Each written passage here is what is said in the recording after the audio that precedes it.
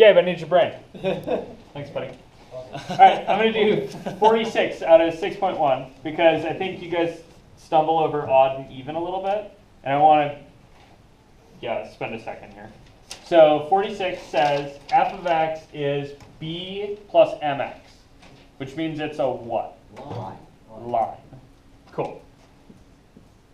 So look at that thing. Think to yourself, line. Okay. Then they're asking me, can f be even? Yes. So I have to remember what even means. What does even mean? It means if you flip it over the y-axis, it'll do the same. Good. So even means f of negative x is f of x, right? Yeah. Which means that if you flip it over the y-axis, you get the same picture. You guys all see that? Yep. So how do I check whether a function is even or odd? What do you do? Y equals? It's a horizontal line. Okay, so you could think about the flipping thing and notice that the only thing that you can flip over the y-axis and have be the same as horizontal lines, right? Unless it's a vertical Oh, line yeah. on the y-axis. Yeah, or a vertical line. This thing's not a vertical line specifically, right? So no, it would no. Yeah, so this thing could be even, but only if it's horizontal. What does horizontal mean? Line is zero. Parallel. Yeah. So could be, right? Could be even, but only if m is 0. Another way to think about that would be to take f of minus x and calculate it, right? Would it be also if m is undefined for a? Yeah, if Okay. that won't be a function.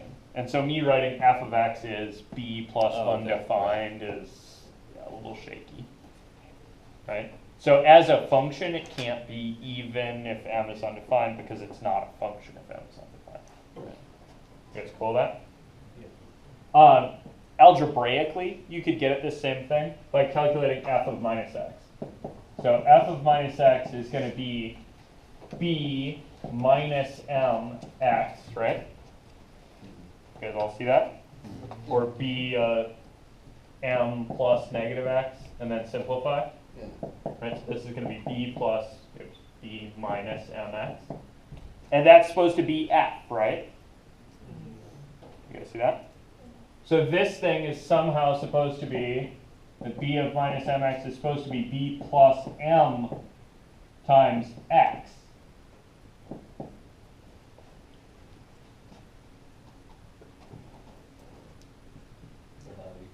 You guys see that? Yeah, and the b's will cancel, yeah? Mhm. So you'll have minus mx equals mx. And you're supposed to have this be true for all values of x, right? Mm. But that's only going to work if m is 0. Okay, see that? Okay. So that would imply m is 0, which is exactly what we just said, right? How about can this thing be odd? What's odd mean? F of negative x is equal to negative f of x. So both of these, right, start with calculating f of negative x, right? And now in this case, for odd, it's supposed to be negative f of x. So I can go check my f of minus x, right? That's b minus mx. And what's that supposed to be equal to now? Negative b Good, that's supposed to be negative b and negative mx. minus mx.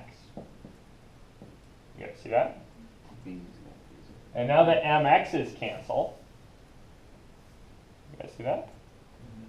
So those don't seem to matter. But b has to be minus b.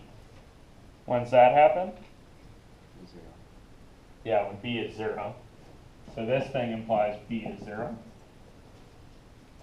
You guys see that? So when can it be odd? The y-intercept's 0 or b is 0. Yeah, it can be odd, but only if the y-intercept is 0. Cool. So it can be even, right? Could be even, but only if the slope is 0. It can be odd, but only if the y-intercept is 0. So when can it be both even and odd? Horizontal line along the axis. Good. It has to be a horizontal line, right? Because it has to be even. And it has to be going through 0 for the y-intercept, right? Mhm. So it can be both even and odd, but only if f of x is actually 0. You guys with me on that? Yeah. So this one's a little funky. You got to be a little careful with this. Even and odd, right, aren't necessarily exclusive. You guys see that? They're not, it's not like counting numbers, right? Counting numbers are either even or odd. There aren't any that are both, and there aren't any that are neither.